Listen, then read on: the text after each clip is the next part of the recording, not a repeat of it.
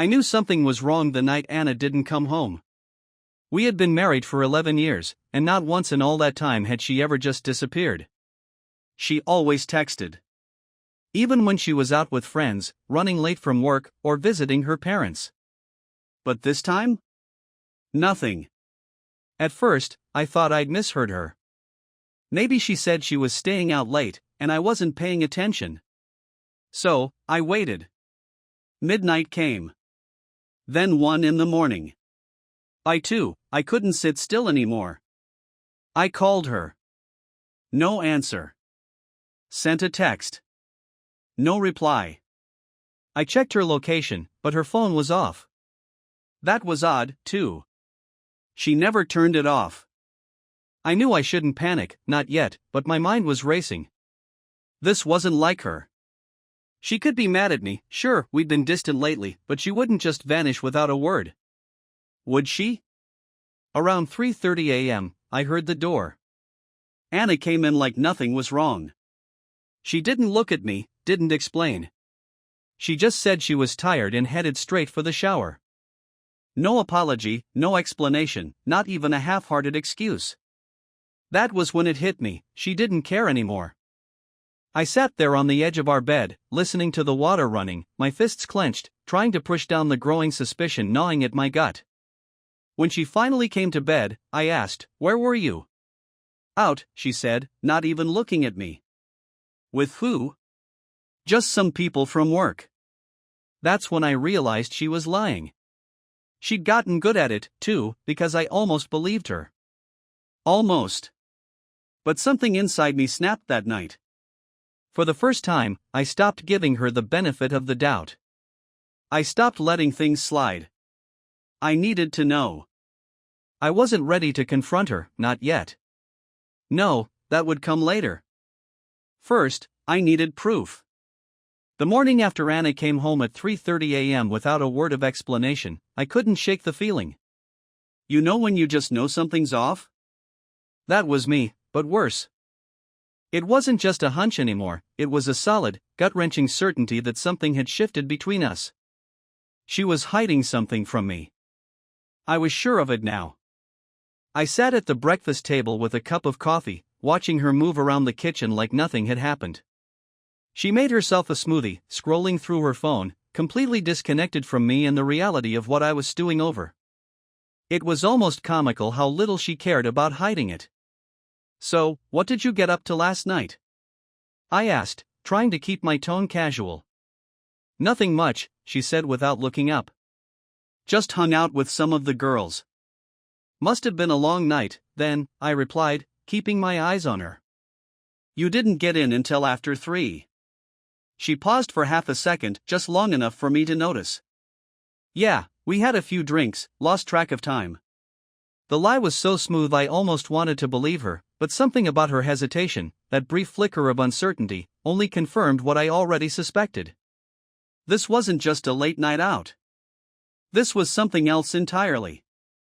I let it go for the moment. No sense pushing her when I didn't have any proof, right? But in my mind, I was already working on a plan. If she thought she could fool me, she had another thing coming. I spent that entire day feeling like I was on autopilot. I went to work, answered emails, sat in meetings, but the whole time my brain was on Anna, replaying every little detail from the past few months that hadn't added up. The increased late nights, the mysterious work outings, the fact that she started guarding her phone like it held state secrets. I didn't want to believe it, hell, who would want to admit their marriage was falling apart, but I couldn't ignore it anymore. When I got home that evening, Anna wasn't there. She'd texted earlier saying she was going out with the same vague group of work friends again. That was convenient. Too convenient. I knew it was my chance. I wasn't proud of what I did next, but desperate times, right? I'd never gone through her things before, never had to. I always trusted her. But that night, I dug into her world in a way that would have made me sick under normal circumstances. I checked her phone first, figuring out her passcode wasn't difficult. She'd been careless enough to use something obvious, the year we got married. Classic. Her text history was clean, though. Too clean. almost like she'd been scrubbing it. No signs of the work friends she was supposedly with. I checked her call logs, nothing unusual there either. But I knew better than to stop there. It hit me to check her email next. That's where I found something, a few email receipts for hotels.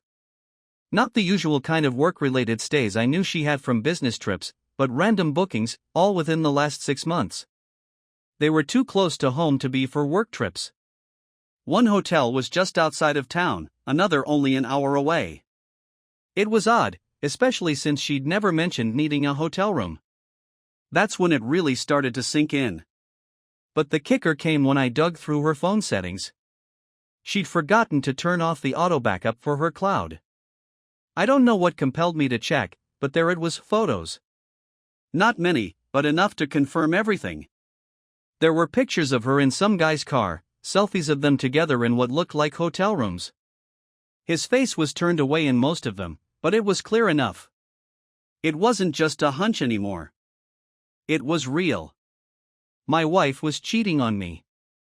The shock hit me like a punch to the gut. I sat there staring at the screen, my heart pounding in my chest, my mouth dry. There was no denying it now. No way to spin this into some innocent explanation. She was with someone else. Someone who wasn't me. And she didn't even care enough to hide it properly. I felt my throat tighten, a mix of rage and disgust building up. How could she? After everything we'd been through? After all the years I'd supported her, stood by her side, built a life with her? I wanted to confront her right then, but something stopped me. It wasn't fear, exactly, but a kind of cold, calculated need for more. More proof, more certainty. I couldn't just throw this at her and watch her deny it, spin it around, gaslight me into thinking I was paranoid. No, I needed undeniable evidence. I needed to catch her in the act. That's when I decided to follow her. The next few days were a blur of pretending. I acted like everything was normal, like I hadn't seen the photos or read the emails.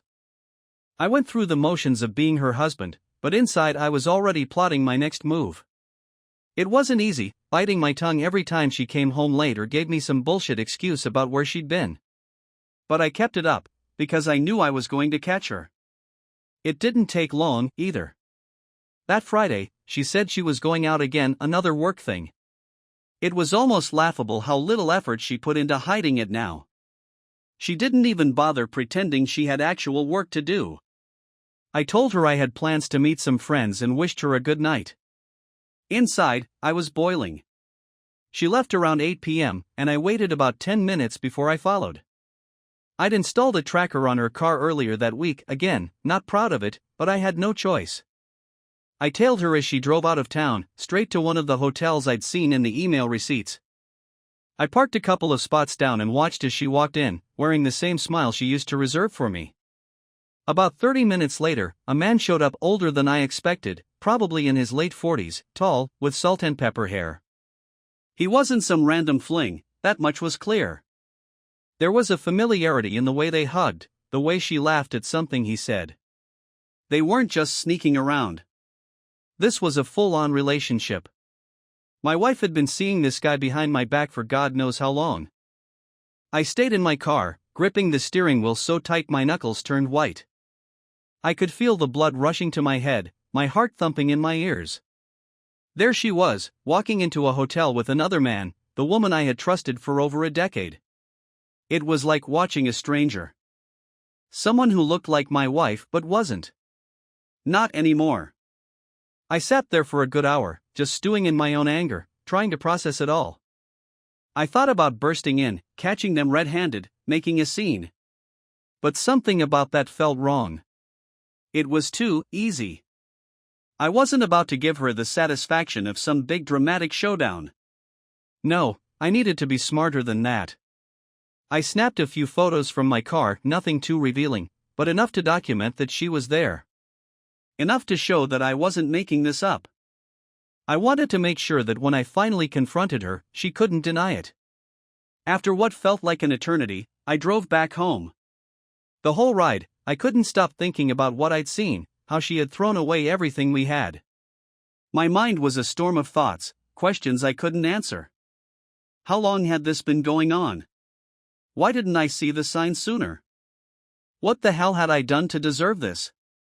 But no matter how much I tried to make sense of it, one thing was crystal clear: my wife was a liar. And now, I had to figure out what to do next. By the time I got home, it was nearly midnight.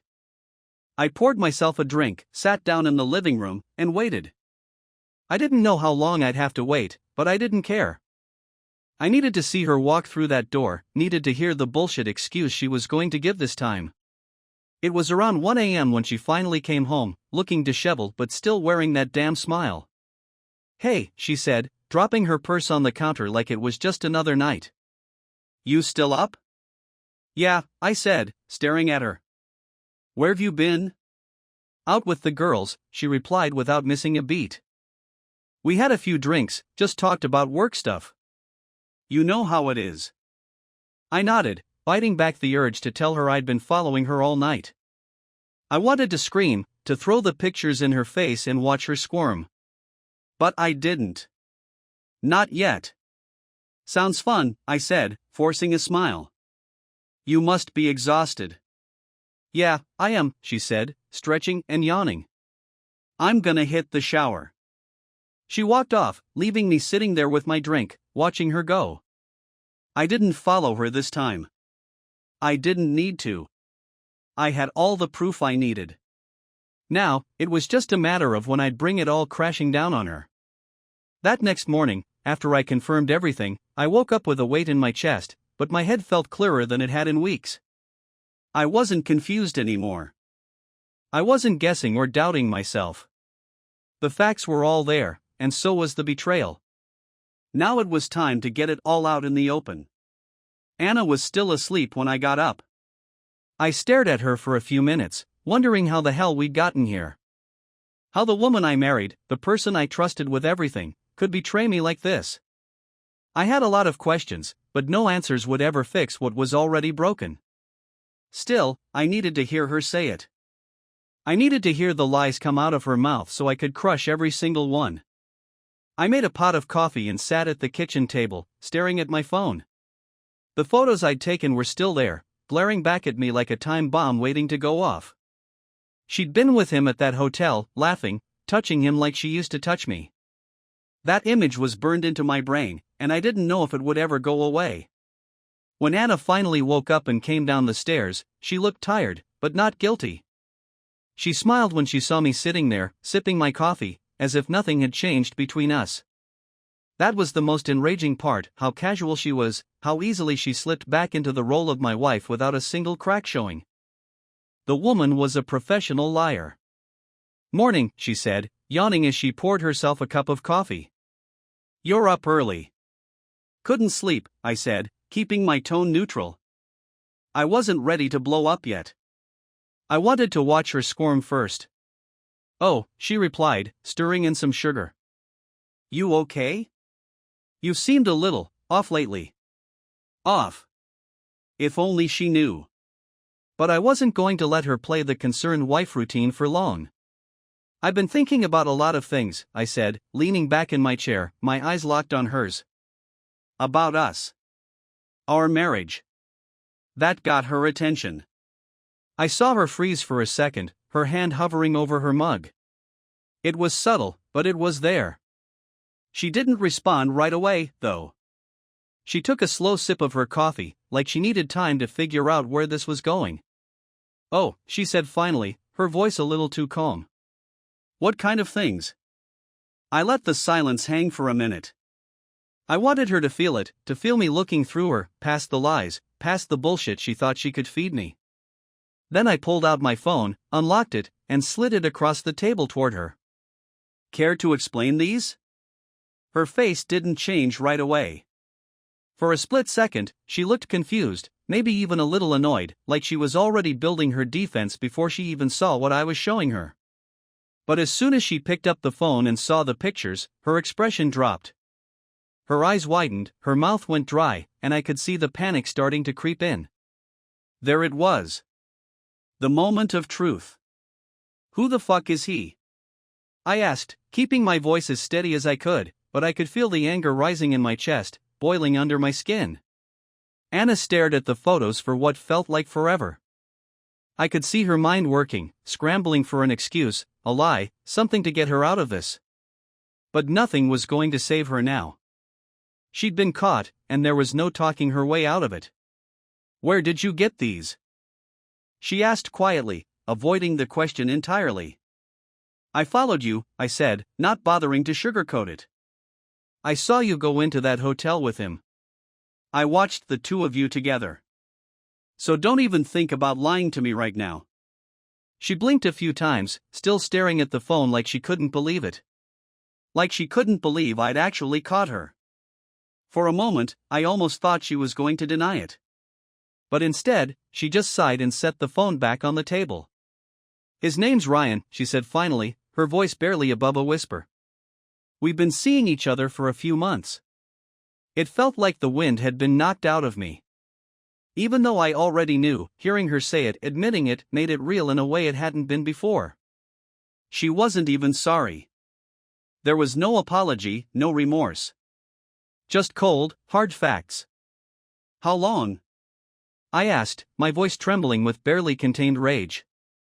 "How long have you been sneaking around behind my back?" "About 6 months," she admitted, looking down at her coffee.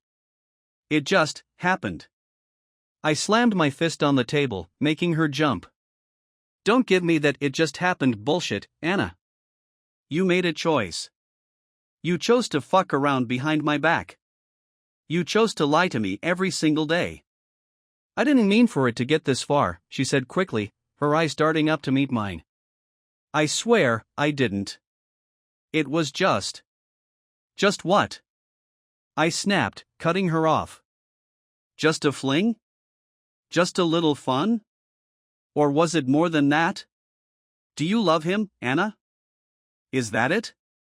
Do you love him?" She shook her head, but her eyes were still full of guilt. "No, it's not like that. It's not about love. I don't know. I've been feeling lost, I guess." "Lost?"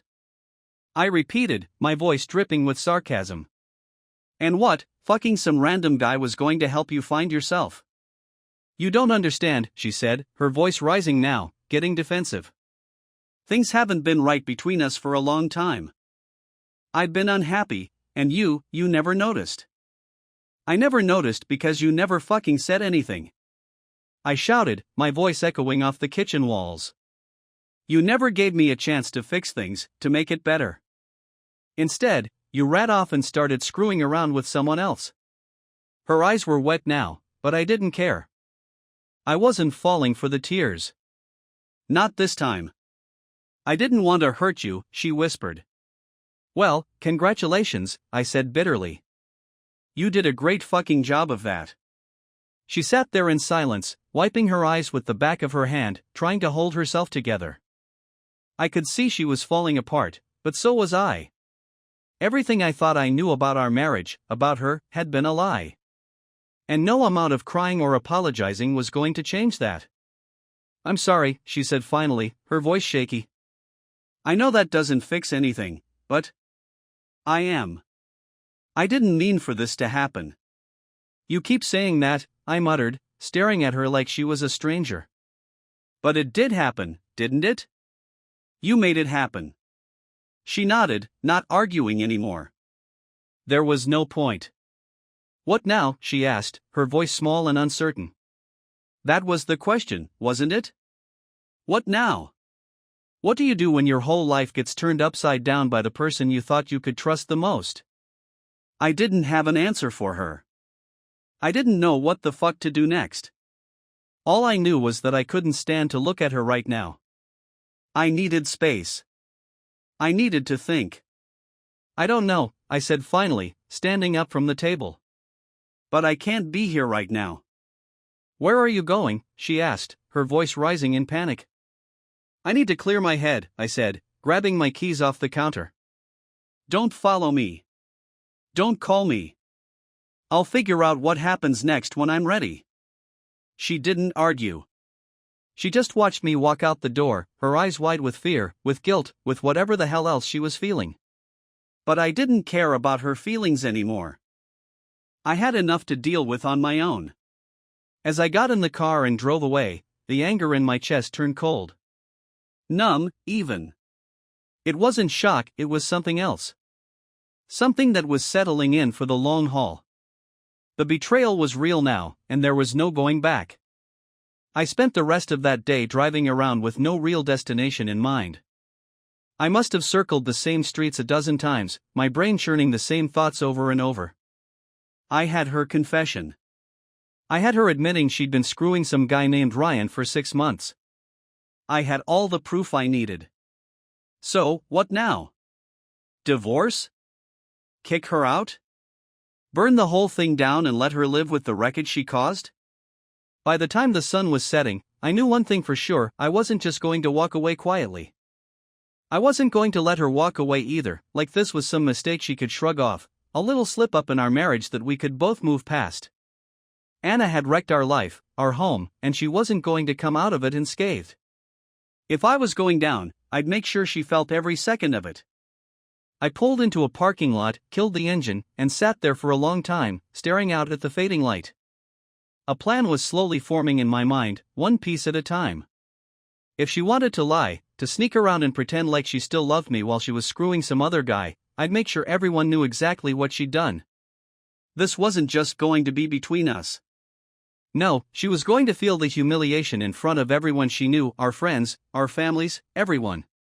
Anna was going to pay for this. I headed home after a couple of hours, calm and determined. My mind was set. When I walked through the door, she was sitting in the living room, her eyes red and puffy like she'd been crying the entire time I was gone. I didn't care. I barely even looked at her. "Are we going to talk about this?" she asked quietly. "We'll talk," I said without emotion. "Later." She didn't push it. She knew better than to try and make me feel sorry for her at this point. I grabbed my laptop and sat down at the kitchen table, barely glancing in her direction as she slinked off to the bedroom, probably hoping I'd cool off by the time she woke up the next morning. That wasn't going to happen. I spent the next few hours gathering everything. The photos of her and Ryan at the hotel, the email confirmations for the rooms she'd booked, the messages between them. I compiled it all into a neat little folder on my desktop, and then I started going through her social media. Anna loved to post about our perfect life Instagram pictures of us on vacation, smiling selfies from fancy dinners, status updates about how great our marriage was. It was all bullshit, of course, but it made her look like she had it all. I figured it was time to set the record straight. I started with her friends. I didn't know them well, but I knew enough. Anna had a tight-knit circle, mostly other wives she'd met through work, women who shared our social life. They were the ones she went out with on her so-called girls' nights. I drafted a message, attached a few of the photos, and hit send. One by one, I sent the message to every single one of them. They were about to see the real Anna, the one who wasn't just out drinking with them but also screwing another guy behind her husband's back. Next, I moved on to her family. I knew this would sting the most. Her parents were the traditional type, the kind of people who prided themselves on their perfect daughter's perfect marriage. They'd hate knowing the truth. I sent the same message to her mother and father, then to her younger sister, just to make sure the whole family got the news. I didn't stop there. I posted it to her Facebook page too publicly. The pictures, the hotel emails, the texts between her and Ryan. I made sure everything was visible, tagged her in every single post, and let it sit there for all her followers to see. By the time I was done, Anna's pristine little image of our happy marriage was in shreds, and there was no taking it back. When I was done, I shut the laptop and leaned back in my chair, feeling a strange sense of satisfaction. She wasn't going to get away with it. She wasn't going to walk around pretending like none of this had happened, like we could just sweep it under the rug and go on with our lives. I wasn't going to let her. I went to bed that night without saying a word to her. She was already asleep, curled up on her side like nothing was wrong. For a second, I stood there looking at her, wondering how the hell I'd ended up here. How the woman I'd once loved so completely had turned into a stranger lying next to me. But I didn't feel love anymore. Not for her. I only felt hate. The next morning, I woke up to the sound of her phone buzzing nonstop. It was vibrating on the nightstand, flashing with messages, probably her friends, or her parents, or maybe even Ryan himself, blowing up her phone after seeing what I'd posted. I lay there for a minute, waiting for her to wake up and realize what had happened. When she finally opened her eyes, she looked groggy, confused. She grabbed her phone, swiped it open, and froze. I could see the panic on her face as she scrolled through the messages, her eyes widening in horror as she realized what I'd done. "Oh my God," she whispered, sitting up in bed. "What the fuck, Matt?" I didn't say anything. I just watched her, waiting for it to sink in. She scrolled faster, her breathing getting more erratic. She started muttering under her breath, trying to make sense of it all. Then she turned to me, her face pale, her hands shaking. "You posted this?" she asked, her voice trembling. "You fucking posted this on Facebook?" "Yeah," I said calmly. "And I sent it to your friends. And your family. Pretty much everyone." "Are you insane?" she shouted, her voice breaking. "Why the hell would you do that? Do you have any idea what you've done?" "I know exactly what I've done," I replied, sitting up and facing her. "I let everyone see who you really are. The lying, cheating wife you've been hiding behind that fake smile for months." Tears welled up in her eyes, but I wasn't falling for it. "Not this time." "You didn't have to do this," she sobbed, her voice cracking. "You could have just talked to me. We could have worked it out. You didn't have to ruin my life." I almost laughed at that. Ruin her life? She'd already done that. I just made sure everyone knew about it. "We're past talking," I said coldly. "You ruined our marriage. You ruined everything. I'm just making sure you face the consequences." She sat there for a moment, stunned, clutching her phone like it was a lifeline. Then she started crying, big, ugly sobs that made her whole body shake. It was the first time I'd ever seen her really break down like that, but I didn't feel sorry for her. I couldn't. "Please," she begged, her voice barely audible through the sobs.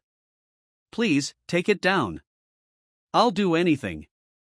Just, please." I stared at her for a long moment, watching her fall apart. The woman who had been so strong, so confident, was now a mess, begging me to fix what she'd broken. And for a second, just a second, I almost felt pity. But then I remembered the photos. The hotel. The fact that she'd looked me in the eye and lied over and over again, without a shred of remorse. No, she didn't deserve pity. "I'm not taking it down," I said firmly. "You did this to yourself." She cried harder, curling up in the bed, her shoulders shaking with every sob. I got up, grabbed my phone, and walked out of the room, leaving her to deal with the mess she'd made. Downstairs, I made myself a cup of coffee and sat at the kitchen table, scrolling through the messages on my phone. People were already reacting to the posts, commenting, sharing, messaging me. Some were shocked, some were supportive, and some were just nosy.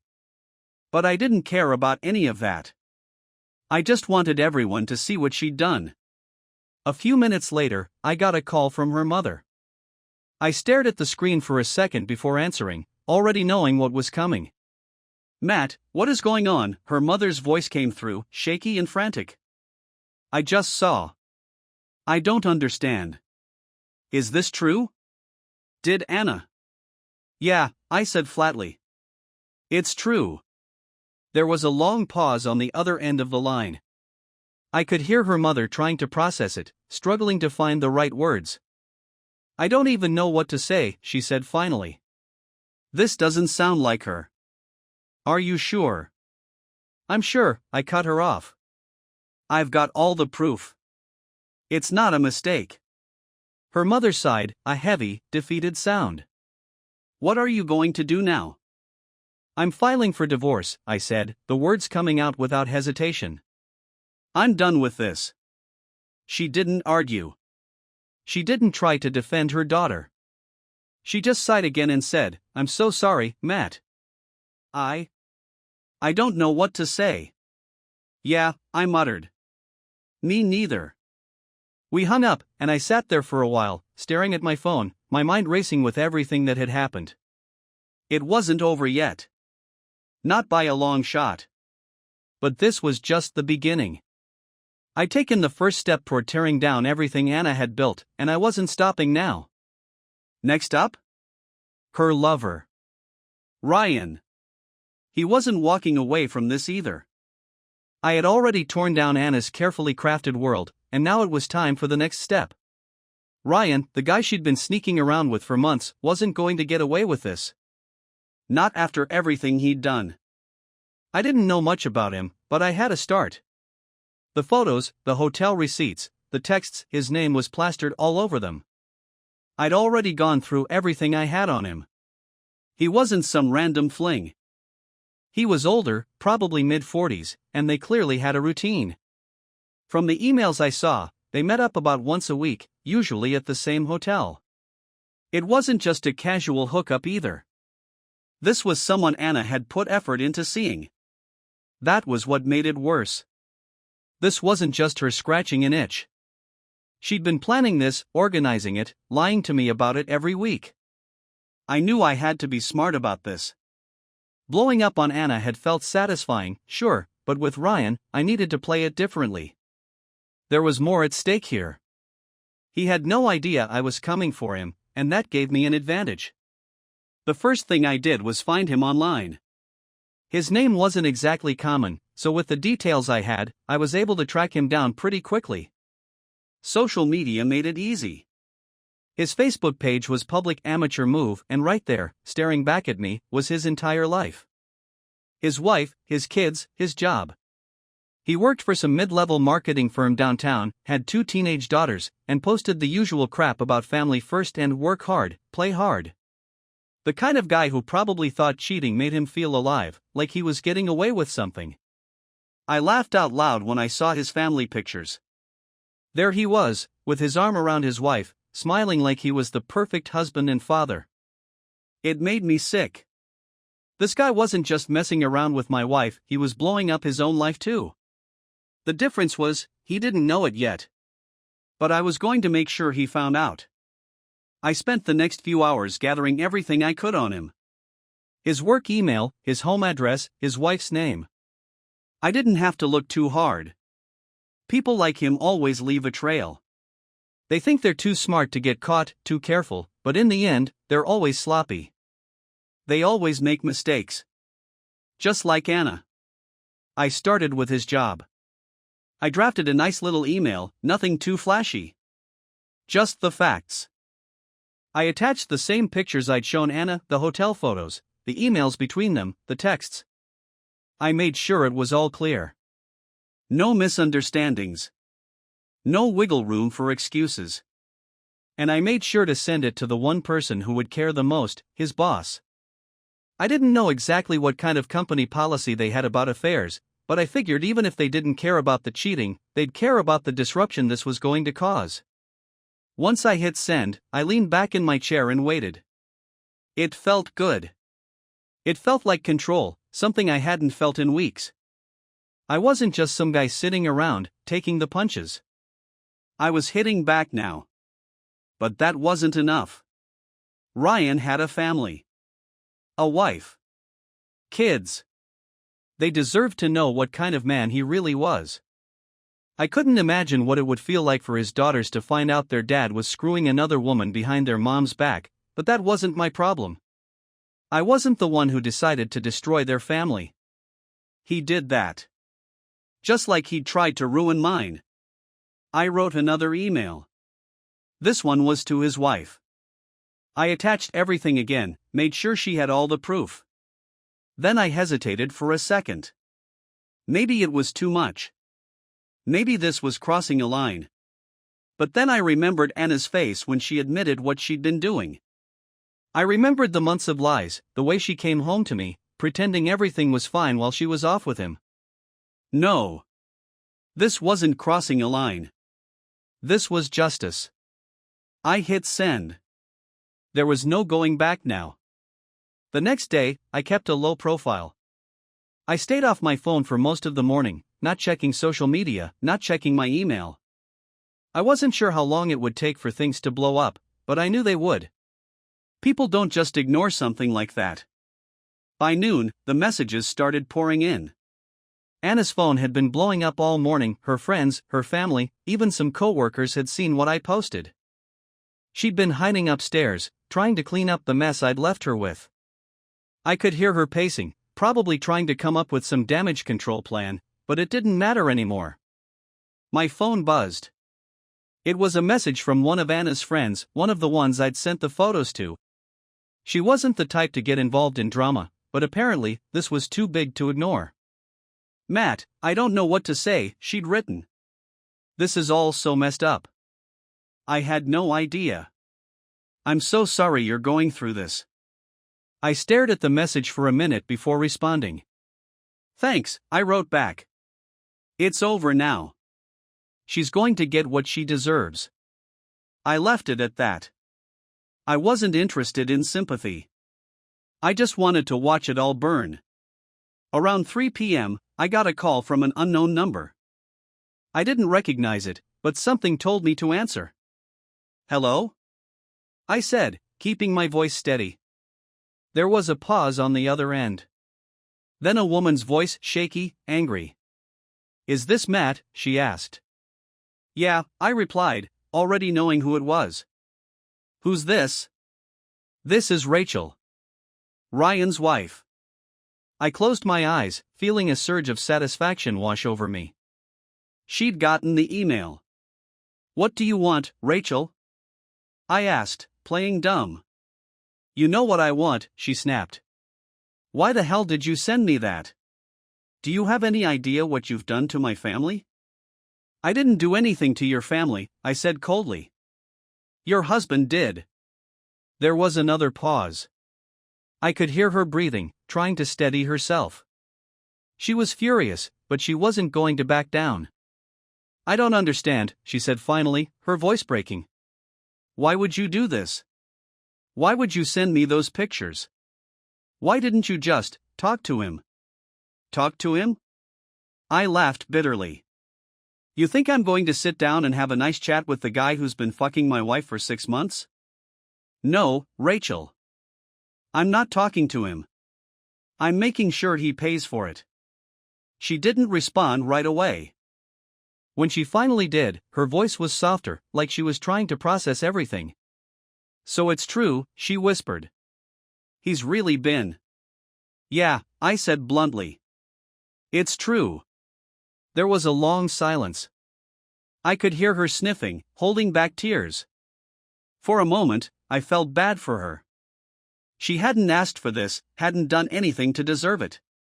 But then again, neither had I. We were both victims of Ryan and Anna's selfishness. "What are you going to do now?" she asked, her voice barely above a whisper. "Divorce," I said simply. "What else is there to do?"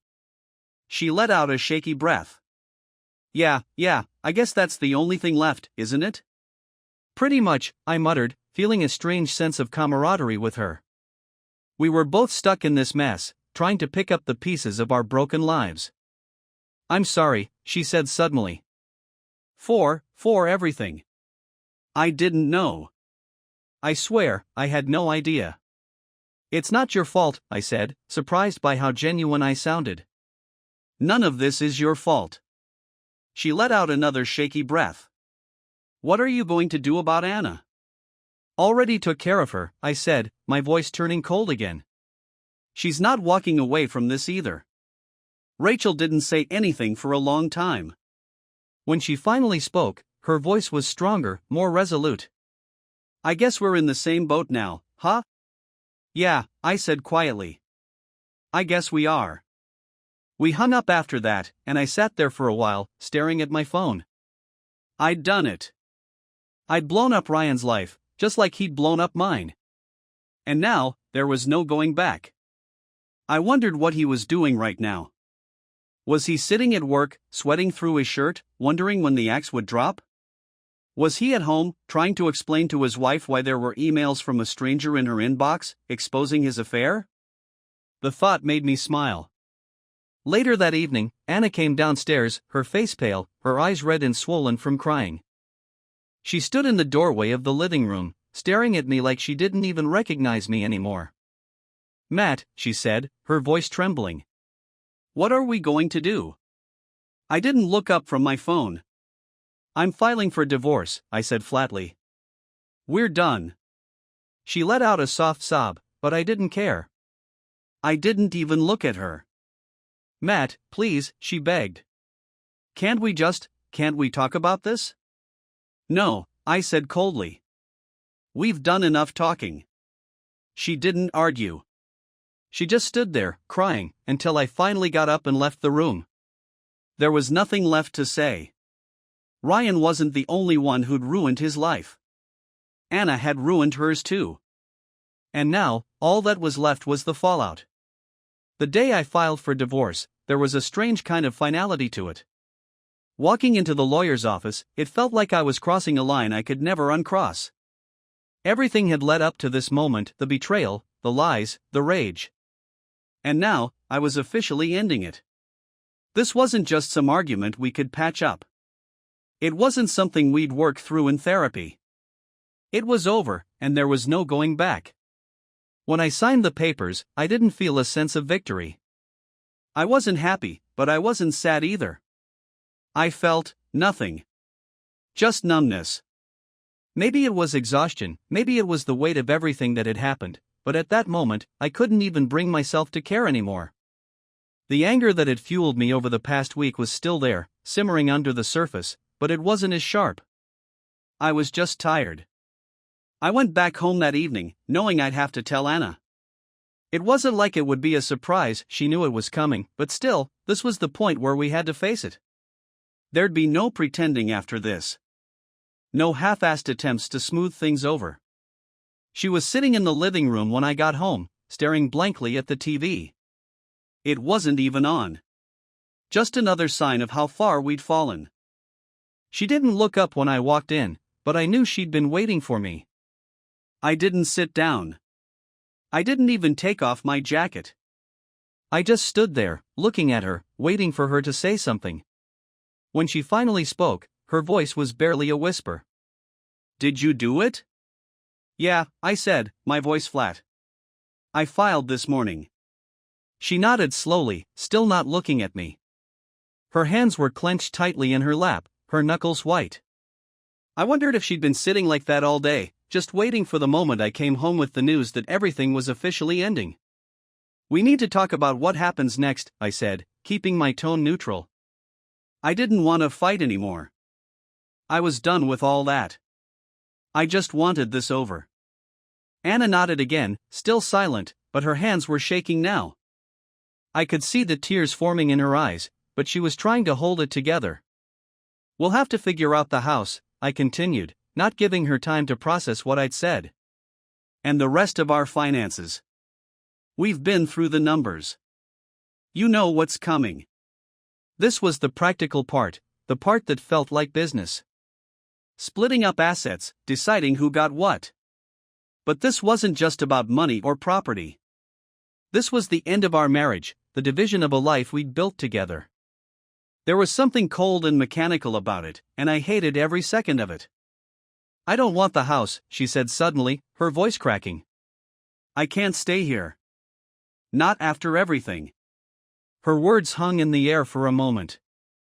I hadn't expected her to give up the house so easily. I figured we'd fight over it, argue about who had the right to keep it. But hearing her now, I realized she didn't want to hold on to anything that reminded her of what she'd done. I couldn't decide if that made me feel better or worse. "Fine," I said, keeping my tone calm. "I'll stay here. You can take whatever you need and move out whenever you're ready." She wiped her eyes with the back of her hand, still refusing to look at me. "I'll find a place soon. I don't want to drag this out." There was a long pause. Neither of us said anything. I could hear the ticking of the clock on the wall, the distant hum of cars passing by outside. It felt surreal, like we were standing at the edge of a cliff, staring down at the wreckage of our marriage, knowing there was no way to fix it. Finally, Anna broke the silence. "Matt." She stopped, her voice trailing off. She finally looked up at me, her eyes red and puffy from crying. "Do you hate me?" The question hit me harder than I expected. I'd spent so much time being angry, plotting revenge, tearing down everything she cared about. But did I hate her? I wasn't sure. I hated what she'd done. I hated the lies, the betrayal. But did I hate her? The woman I'd spent the last 11 years with? I didn't answer right away. I wasn't even sure I had an answer. "I don't know," I said honestly, and that was the truth. "Maybe I do. Maybe I don't." She looked down at her hands again, fresh tears sliding down her cheeks. "I'm sorry," she whispered. "I know that doesn't change anything, but I am. I wish I could take it all back." I didn't say anything. I wasn't interested in her apologies anymore. It was too late for that. "I don't know why I did it," she continued, her voice shaking. "I don't even have a good reason. It wasn't about you. It wasn't about us. I was lonely, Matt. I felt like I was losing myself, like I didn't know who I was anymore." I clenched my fists at my sides, trying to keep my anger in check. I'd heard this excuse before. The "I was lonely" speech. Like that somehow justified what she'd done. Like her loneliness made it okay to destroy our marriage. "So you found yourself in another guy's bed?" I shot back, my voice colder than I intended. She winced, her shoulders shaking as she tried to hold back a sob. "I know it sounds awful." And it was. I wasn't thinking straight. I was stupid. I made a horrible mistake. But it wasn't because I didn't love you. I let out a bitter laugh. "Really? Because it sure as hell seems like that's exactly why you did it." "I do love you," she said desperately, her voice breaking. I never stopped. I don't know what happened to us. I don't know how we got here."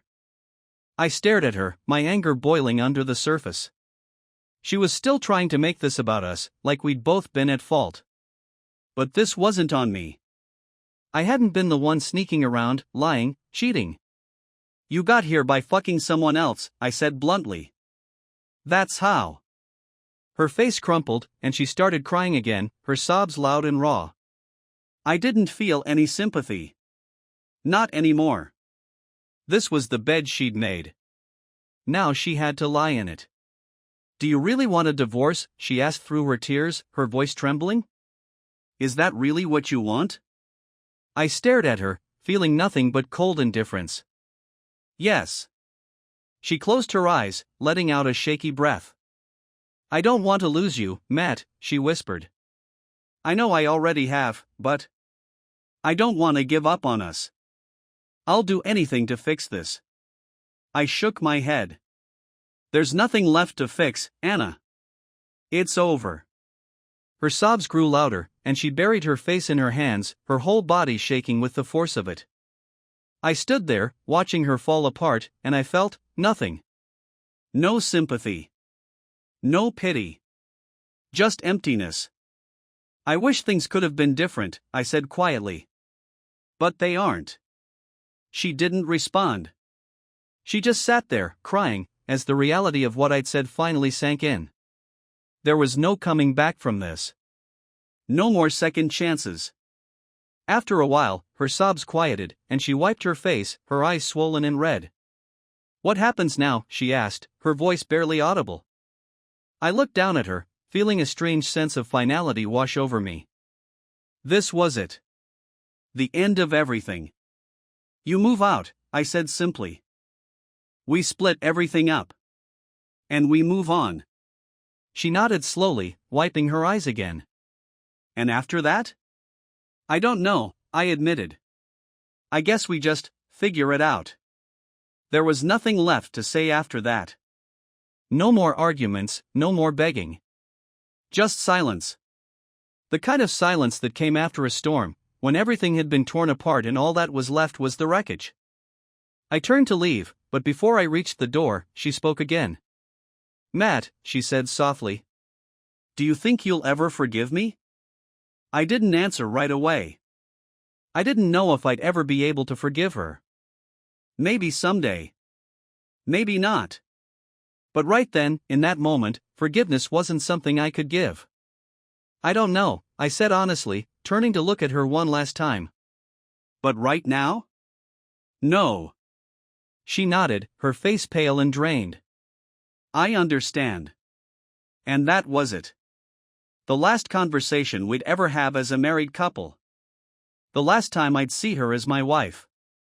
I walked out of the room, out of the house, and didn't look back. It was over. The woman I'd loved for over a decade was gone. And now, all I had left was the shattered pieces of our life together. After I walked out of that house, I didn't go far. I drove around for hours again, letting the weight of everything sink in, feeling like the emptiness inside me was growing bigger with each mile. Divorce wasn't just a word anymore. It was my reality, my future. The past 11 years with Anna? Gone. Done. Reduced to a bunch of paperwork, a pile of broken memories, and one final, painful conversation. The truth was, I didn't know what the hell I was supposed to do next. Everything I'd known, everything I'd built my life around, had been with her. Our routines, our plans, even the simple things like what we did on weekends or where we ordered takeout from. All of it had been tied to Anna. And now, all of it felt pointless. I ended up at the park where I used to run. It was late, and the place was practically empty, but I needed some air. Something to clear my head. I parked the car, got out, and walked around the empty trails, thinking about all the times I'd come here to relax, to escape stress. Now, I was walking those same trails with no idea what I was trying to escape. It wasn't until I sat down on a bench by the pond that I realized just how exhausted I was. Not physically, though I hadn't slept properly in days, but emotionally, mentally. Everything was catching up with me. The rage, the betrayal, the confrontation, the revenge. It had all drained me, and now that it was over, I didn't know what was left. The wind blew across the pond, rustling the leaves in the trees. I stared out over the water, watching the ripples spread across the surface, and for the first time in what felt like weeks, my mind went blank. No thoughts. No anger. Just nothing. And maybe that was the problem. Maybe that's what scared me more than anything, the fact that, deep down, I wasn't sure what I had left. My marriage was gone. My wife had betrayed me. I'd burned down the life we'd built together. What was I supposed to do now? I couldn't stay in that place forever, though. Eventually, I had to go back home. The home we'd shared. The home that now felt more like a shell of what it used to be. When I pulled up to the driveway, the lights were still on, but Anna's car was gone. I hadn't expected her to be there. She'd probably gone to stay with a friend, maybe even her parents, but the emptiness in the house hit me the second I walked through the door. The place was quiet. Too quiet. I stood in the hallway for a minute, just listening to the silence, letting it fill the space where our arguments used to be, where our conversations used to happen. But there was nothing. Just the dull hum of the refrigerator, the soft creak of the floorboards under my feet. I walked through the living room, past the pictures of us that were still hanging on the walls. Wedding photos, pictures from vacations, snapshots of us with friends. It felt like a museum of a life that didn't exist anymore. I didn't know why I hadn't taken them down yet. Maybe part of me wasn't ready to erase everything. Not yet. I sat down on the couch, staring at the empty space where Anna usually sat. For years, this had been our spot. Our place to unwind after long days. And now, I was sitting here alone, wondering how the hell things had gone so wrong. The next few days were a blur. I went through the motions, work, eating, trying to sleep, but everything fell off. Friends reached out, of course, people who'd heard about what happened, offering their support or awkwardly trying to avoid talking about the details. But I didn't want to talk about it.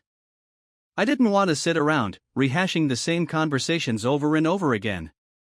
I was tired of explaining, tired of thinking about it. I'd expected the satisfaction from blowing up Anna's life to last longer. It had felt good at the time, watching her face crumble when she realized what I'd done. It felt good to know Ryan's life was in ruins too. But now that it was all said and done, now that the dust had settled, I didn't feel satisfied anymore. Just drained. The revenge had been a momentary high, but the crash that followed was brutal. Anna stayed away for a few days after our last conversation. I wasn't surprised. She needed space to figure out what to do, and honestly, I needed space too. But after about a week, she texted me, saying she was coming back to get her things. It wasn't like she had much of a choice. We still had to split up our stuff. Still had to face the reality of divorce. When she showed up, she looked like she hadn't slept in days. Her hair was a mess, her eyes were swollen, and she couldn't even meet my gaze. I watched her walk through the house, gathering her things in silence, packing up bits and pieces of her life and stuffing them into bags. She didn't say much, and neither did I. There was nothing left to say. After a while, she stood in the doorway with a couple of bags in her hands, looking like she was about to break down again. "Matt," she started, her voice hoarse. I just want you to know that I'll never stop being sorry. I don't expect you to forgive me, but I needed you to know that." I stared at her, not saying a word. I wasn't going to give her anything. No sympathy. No reassurance. She wasn't getting an ounce of emotional closure from me. She waited a beat, probably hoping I'd say something. But when I didn't, she nodded and headed for the door. And just like that, she was gone. That was the last time I saw her.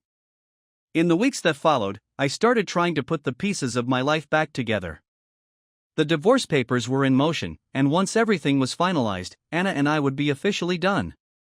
But moving on wasn't as easy as I thought it would be. The anger was still there, lurking just beneath the surface, ready to come out at the smallest reminder of what had happened. I tried to throw myself into work, into hobbies, into anything that would distract me from the constant replay of everything I'd been through. But no matter what I did, I couldn't escape it. One night, I found myself scrolling through my phone, looking at pictures from years ago. There we were, Anna and me, smiling at the camera, looking happy, looking like a couple that had it all. And it hit me, that life was gone. Not just the life we'd built together, but the version of me that existed in those pictures. I wasn't that guy anymore. That guy had been naive, had believed in forever. He didn't exist now. I deleted the pictures. All of them. Every trace of Anna, every reminder of the life we'd shared. I wasn't doing it out of anger. I wasn't trying to erase her out of spite. I just needed to move on, to start fresh, without the constant reminders of what could have been. It wasn't easy. There were days when the weight of everything was too much to handle, when I'd catch myself thinking about her, about what went wrong. But those days got fewer and farther between. Slowly, I started to feel like myself again. Or at least, a version of myself that could exist without her. I started seeing a therapist. It wasn't something I'd ever thought I'd do, but I needed help working through the mess in my head. The sessions were hard at first, digging into all the raw, painful emotions I'd been pushing down. But as time went on, I started to make sense of things. I started to realize that my anger wasn't just about Anna. It was about feeling like I'd lost control of my life, like everything I'd worked for had been ripped away without warning. I had to accept that I couldn't go back and change what had happened. I couldn't undo the betrayal, couldn't erase the hurt. But I could choose how I moved forward. I could choose what kind of life I wanted to build next. That was the biggest lesson I learned from all of this, that life goes on. Even when it feels like everything has fallen apart, even when you're standing in the wreckage of what used to be your life, you can still rebuild. It might not be the life you planned, but it's still yours. As for Anna? I don't know where she is now. We haven't spoken since that last day, and honestly, I'm okay with that. I don't need to know. She's a part of my past now, a chapter that's closed. Whatever she does with her life from here on out is her business, not mine. The divorce was finalized a few months later. I signed the papers, sent them off, and that was it. The last legal tie between us was severed. It felt strange, like I should have felt more emotional about it, but I didn't. It was just done. I don't know what the future holds for me, and maybe that's okay. I'm not rushing into anything. I'm just taking it one day at a time, figuring out who I am now, who I want to be. I'm starting over, but this time, I'm doing it for myself. The past few months have been a hell of a ride, but one thing's for sure, I'm still standing. And no matter what happens next, I'm going to keep moving forward.